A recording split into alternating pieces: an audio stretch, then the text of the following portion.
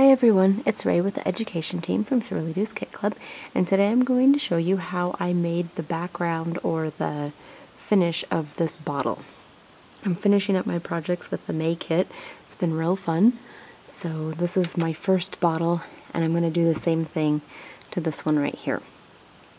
So I stumbled upon this technique when I was doing my clock. I thought it would be kind of cool to use one of those Tattered Angels paint systems on a bottle too.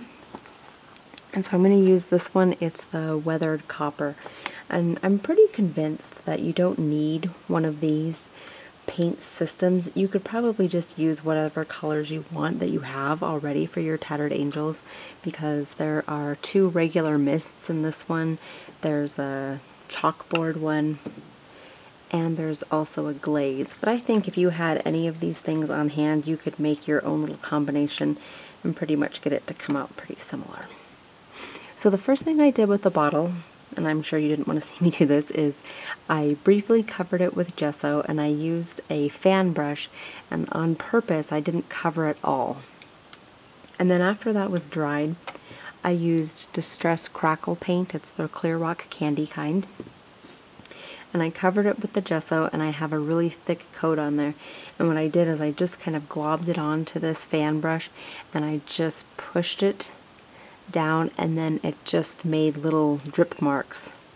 So the cool thing about this is with this one I covered it pretty heavily with gesso, but I wanted to see what would happen if you just kind of randomly put it on there.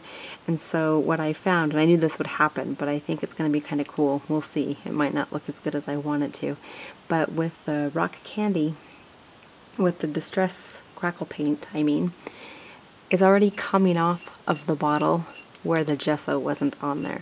So we'll see how that comes out. So what I'm going to do now is I'm just going to follow the instructions that are on this paint system. Basically, I'm going to saturate this whole bottle with 3 different mists, and then there's a glaze that I will flick on. And what I'm going to try not to do is lay it flat, because I did with this bottle right here, and you can see that some of the glaze went down like this. It's not following the direction of the bottle, which is okay, but I'm going to see if I can't get it to not do that this time.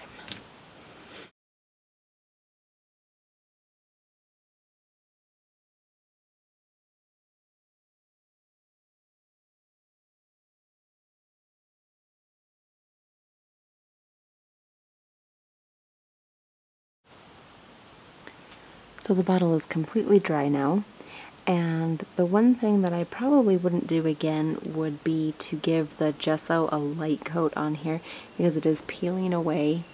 And while I like the way that it looks, I think that it's not very good for sealing, so it's still going to be flaking off in some spots. It's okay, it'll work, but it's not exactly what I wanted, but still like it. Anyway, so I'm going to go ahead and decorate the jar now. It complements the May kit so well, and this is what I did with the first one, and because I'm building a set, I'm going to repeat some of the colors and some of the things that I have on here.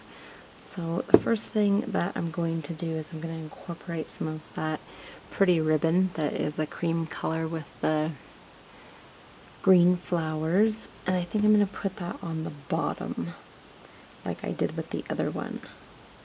And the only thing that I'm not excited about is that I'm out of these perfect gold pearls. These are from Flourish with a Bling. I love these, and I am all out of them except for these. So I'm going to try to incorporate those just to give my set some fluidity.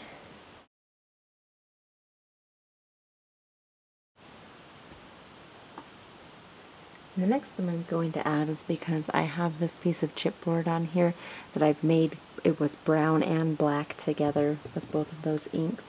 I'm going to use this from the main kit. It's the piece of felt. I've cut this part up. It was a huge piece that had birds and leaves and this bird cage. And what I've done is I've used some of this chalk ink and black coal and just pressed it on there, so it's two-tone. And I want it to go right here, but I'm also going to be putting one of the little journal pieces that came in the main kit on the back of it. And I've cut it down to size. going to go ahead and glue that together.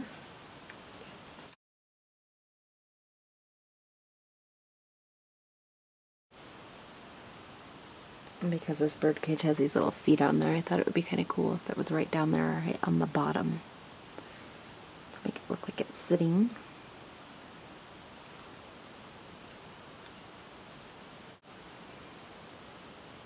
I thought I would incorporate this bird because I have a natural colored butterfly on my other jar. And this has a bird cage, so I just want to add that.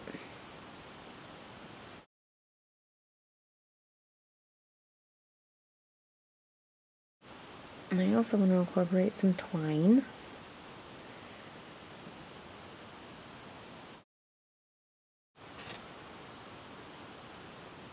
And I also added some of this color of flowers, one flower and another one of those buttons that came in the embellishment add-on, so I think I'm going to play around with that and put it right about there.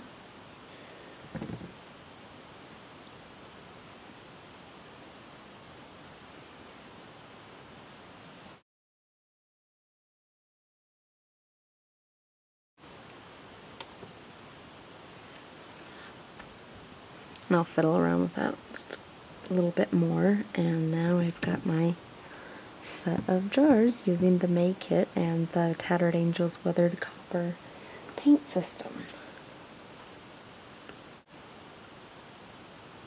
I hope you enjoyed the video and have a fantastic day, and thanks for watching.